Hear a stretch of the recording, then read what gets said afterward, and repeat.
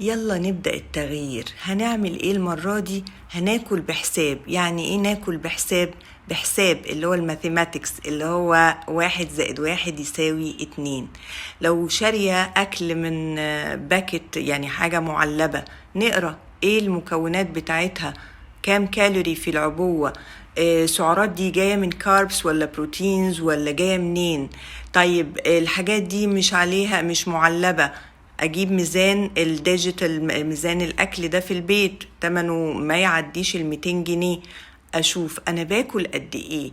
يعني ايه يا دكتور بقى، هو انا هاكل بالجرامات؟ لا لا لا، احنا بس هنتعلم ان احنا نعرف احنا مدخلين جسمنا قد ايه، اللي قد ايه دي في سعرات قد ايه، في فيتامينات قد ايه، في بروتينز قد ايه. ليه؟ عشان احنا قررنا نبدأ التغيير، صح؟